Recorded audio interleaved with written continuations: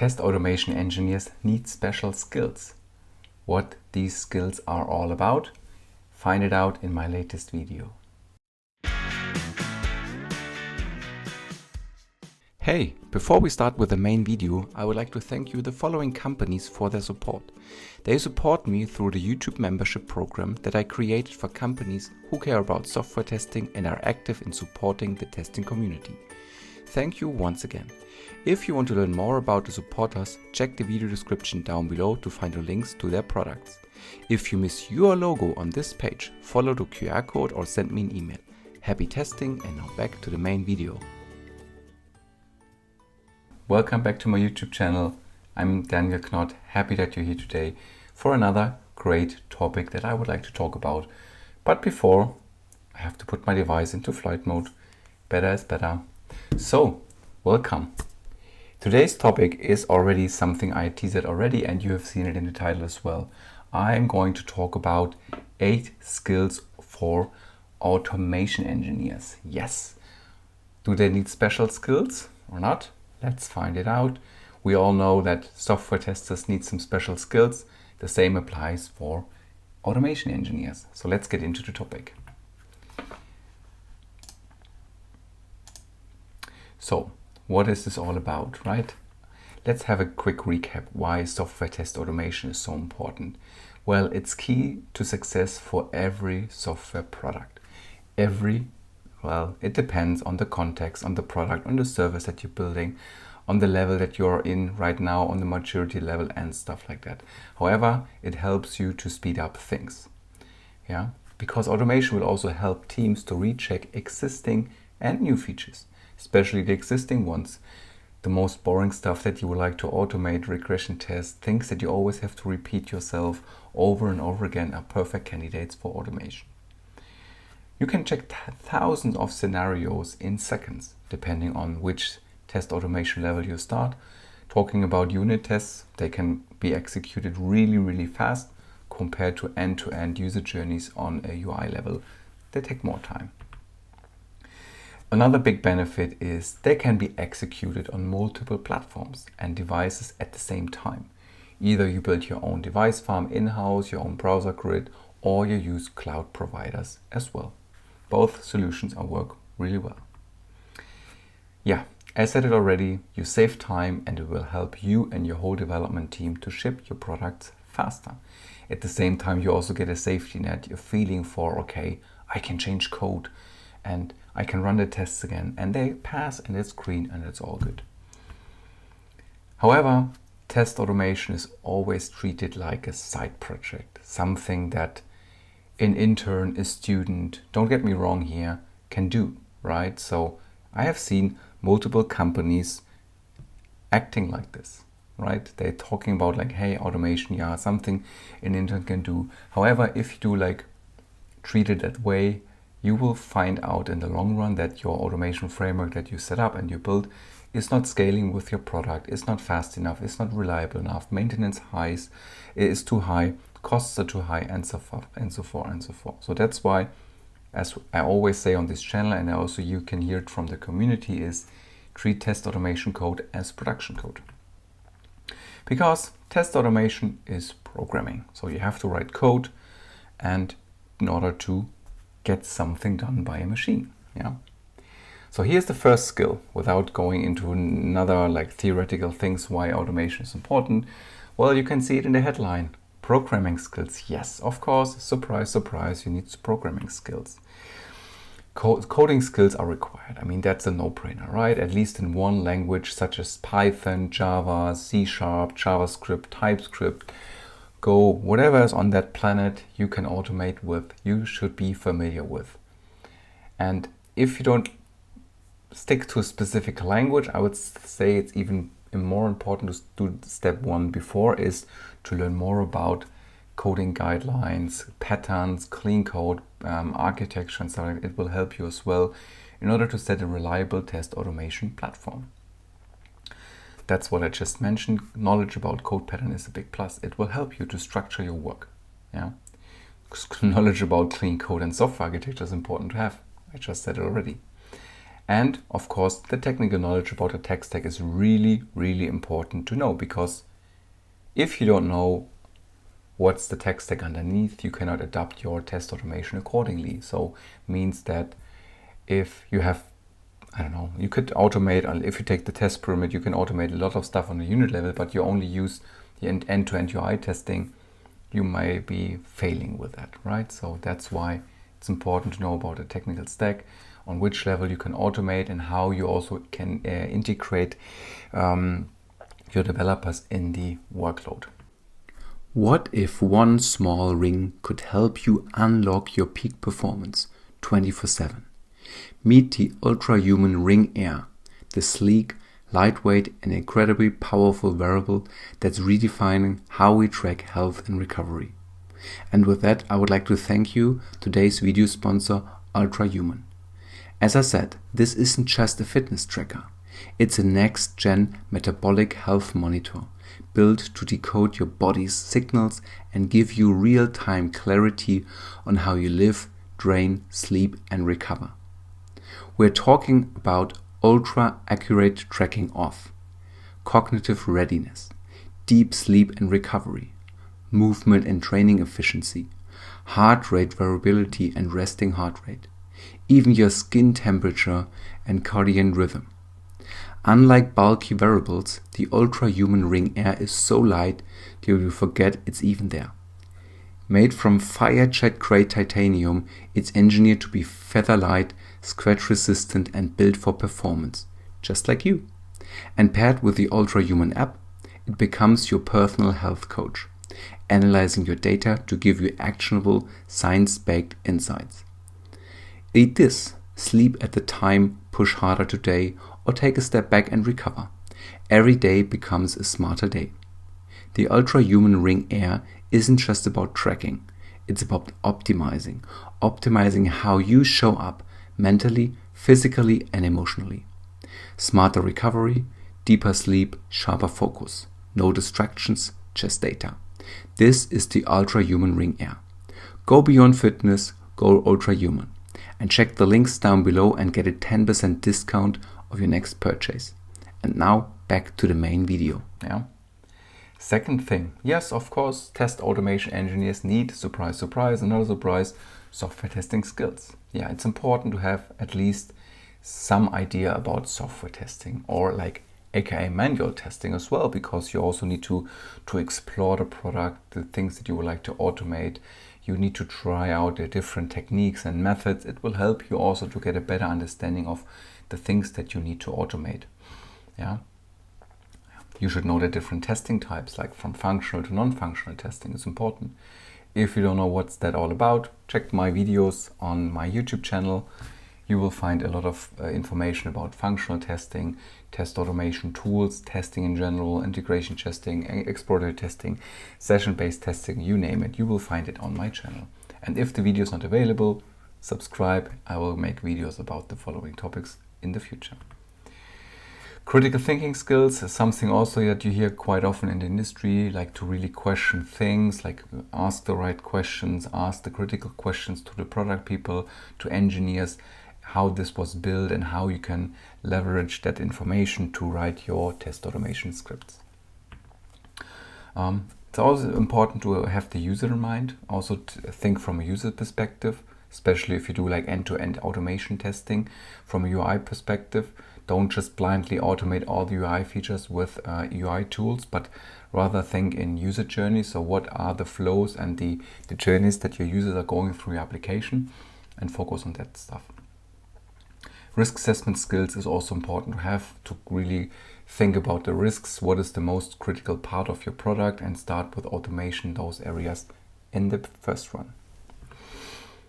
The third skills that test automation engineers should have is the business and domain skills. And why is this so important? Because it's important that you know where you're working in. I mean, also kind of a no-brainer. If you work for e-commerce website, you should have like domain knowledge about e-commerce products, like how those products typically being used, what's the typical environments, what are like flows that you need to know and stuff like that. And also like from how a system might behave. It's important for you. You know the technical stack or the technology stack in general for that business domain. When e-commerce is pretty simple example, but let's say you work in, I don't know, some really IoT embedded device industry, and you really need to know about the knowledge about the physical hardware piece, like how much memory is being on that system available, how powerful is the system. This all has an impact on your automation scripts as well, especially if you would like to execute your tests on those devices. You should know the product roadmap and the long-term vision of the product. It will also help you to guide your test automation focus. If you know, for example, that the registration and sign-up flow will change in the future, don't automate it, right? So just do something else in between. Wait until like this product feature is more mature, is more stable, and then focus on automation. Yeah? That's important. You know what is important for the team, for the business unit, and for the company. Also important thing from my point of view, because if you know what's most important, as I mentioned before, for your team, but also for the company, it's again helpful for you to guide your test automation direction. And yeah, long story short, you're not only a coder, yeah, you're also part of the whole product development life cycle. And that's also what I've seen multiple times in companies already, is that test automation engineers are just there for writing the test scripts and are not part of the daily routines and the team meetings. That's also bad. You should really be into that involvement as well, to give your input on the things. And then, of course, the skill number 4 is the test automation tool skills. Yes, you should know the test automation tool market quite well. So what tools are on the market? Where is the technology heading towards to? Is it low code, no code, AI and testing, whatever is out there on the market at the moment? You should be at the forefront on the tool market. You should know the things in order to see if you can evaluate new tools, or you can try out new tools, build new POCs to improve your testing and your test automation scripts. Yeah, that's also important to know, is that there's more than an UI testing framework. I've seen it as well multiple times that, oh, here's a hammer, we can use it to do every automation with that single hammer. And that hammer, in most cases, is a UI testing framework, right? So, because it's the most obvious and simplest thing to start with. And don't get me wrong, UI test automation is pretty important, but the tools are got so good that it's so easy for teams to start with UI automation first, because they see really quick results. But they might completely fail with that because this is not the right tool for your needs at the moment, at this very moment in time. So that's why you should know that there's more than UI testing. Yeah. Of course, then you know the pros and cons of the tools. I always tell people, like, hey, make a list, selection criteria. What are your requirements? What are your goals, your aim that you were like heading towards to? And then select the tools that fits best for that criteria. So making pros and cons, because there is no silver bullet of the tools. There's always pros and cons. Yeah. Then it's also really important to know is that you can combine different test automation tools to get the best working solution for you and your product. And that's also really important. Similar back to my hammer, you can only use one tool to try to automate everything from an UI level point of view, but you could mix up things like your unit testing. You have an API, test it with an API testing framework, do some UI testing, do some integration testing, and so forth like that.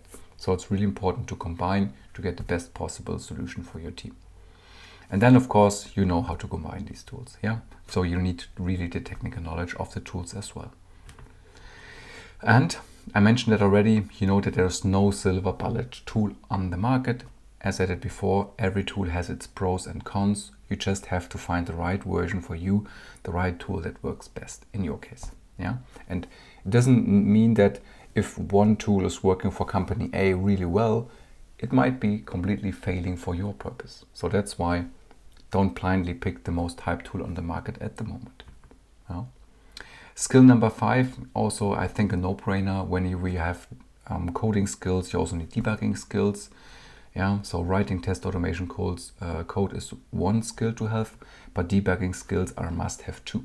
Yeah, so you need to debug your tests, see why the test step is failing, see why test execution is too slow, see how to select best in UI identifier what are the things that you can do in order to mock the backend. And there is like a lot of stuff looking into logs and stuff. So really debugging is one key exercise, I would say, not exercise, but one key part of the work of a test automation engineer. Yeah.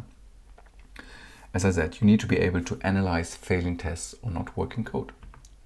You need to know where to check for errors, logs, and other issues. So these days we use tons of tools to do like observability, check some crashes on crash log systems. You can see the log files in your IDE on a server, on the CICD system. So you really need to know where to check for errors and use this knowledge accordingly to debug your problems. Number 6, CICD pipeline skills. Yes, also one, I think from my point of view is a no-brainer, but if you're new to test automation, CICD is continuous integration and continuous delivery pipeline. So you need to know like the different tools on the market like Jenkins, Travis CI, and there's a ton of other tools that you can use in order to continuously integrate your test scripts with the production code to set up a build pipeline, to identify trigger whenever you would like to start your test automation, on which level, on which product. So it's also important for you to know how to integrate your test in those pipelines. So that's why the knowledge about CICD pipeline is really important. Of course, once you have knowledge about CICD pipelines and specific tools that you would like to use for that, you should also know how to set up and maintain those pipeline shops. Yeah? Also, I think it's a no-brainer. You get into that. There are a lot of great tutorials on this planet. You can find a lot of material on that. Yeah. Then, of course, you should also have knowledge about version control systems such as GitHub, GitLab, or whatever you're using in your company. But those two are more or less the de facto standards these days. So you should know how to, create branches, to pull requests, cherry pick things, and these kind of topics. So really get familiar also with GitHub and GitLab. There's GitHub Actions, for example, and other things that you can use in order to create your pipelines, in order to integrate your scripts. And also your test automation scripts should of course be part of a version control system to always roll back, or especially if you work in a distributed environment where more people working on the test automation scripts, you need to have a version control system. Another thing that you should always have is also knowledge about release management and the versioning of releases. This also might impact your testing activities, especially before you go live. If you have like release trains or you do daily releases, you should know like how releases are being packaged and shipped. And based on that information, you can also create your pipelines accordingly, see when you would like to automate or like to execute your scripts and stuff like that. So this is really, it's a team effort, to be honest. You have to talk to your team and to get everything together. Skill number 7, analytical and problem solving skills. It's kind of close to debugging, which I just said here. So it's really like identifying the root cause of potential failing tests. But you must be able to understand not only your code, but the complex systems. So that's what I want to mean with that. It also goes in the direction of having business and domain knowledge.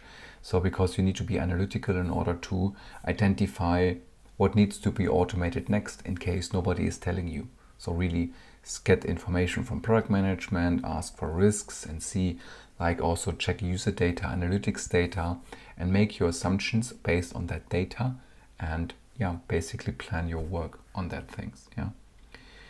Then of course, if something is happening, like the CICD pipeline is failing, for example, you must be able to do system analysis or root cause analysis to find out why the test is failing. Is it a flaky test? Is it a really bug, or stuff like that? So that's important for you to analyze things. You also must be able, of course, then to understand the analysis of the metrics, dashboards, or other analytics data. That's what I meant with analytics data that you might gather, or dashboards, or systems or tools or dashboards, KPI dashboards that you have in your team, in your company. Also read them. When I was working hands-on in different teams, I was always checking the analytics data to learn about user behavior, to learn about problems, to see if there is a similar error happening multiple times on different systems. It all helped me to make the next step for me in my test activities, but also on the test automation side. And of course, logical thinking skills are important to understand complex algorithms. That's also important because especially in this new era of machine learning and AI, it's kind of hard somehow to automate those systems. It's sometimes better to do like one step back and analyze an algorithm together with the developer. Dive into the algorithm code and analyze it and see like, okay, how is the algorithm being implemented and how does it work? This information and this knowledge will help you again to find the right test automation solution. So that's why talk to your team, talk to your developers, whoever is in charge for that complex algorithms that you have in place, and just tell them, hey, can you please explain to me? I don't know how it works. I would like to use that knowledge to derive my testing activities. That's great, actually. Yeah, and last but not least, I think it's also not a big surprise, communication skills. I mean, that's also an obvious, always evergreen for testers, but the same applies for test automation engineers, yeah? They are important too. You need to be able to communicate well. You need to be able to talk to developers, to testers, to designers, product managers, and other stakeholders, whoever is taking care of your product and have an impact or have an insight into the automation scripts that you are executing and building. And for each and everyone, you need to talk a bit differently. If you talk to developers, you can more or less talk on an eye level. Testers similar, but for designers, they're not too technical. Product managers, not too technical. Stakeholders, not technical at all, maybe. So you need to adapt your communication style. Yeah. It's also important that you need like clear and concise writing for test documentation, maybe. So for coding commenting and stuff like that. So that's also important to have, to really write well and precise. And yeah, being able to clearly communicate is, from my point of view, really key to success for great team collaboration. But not only for test automation engineers, but everyone in, I would say these days in IT, has to be a good communicator to give feedback, constructive feedback, talk about problems, do code reviews, do pair programming and stuff like that.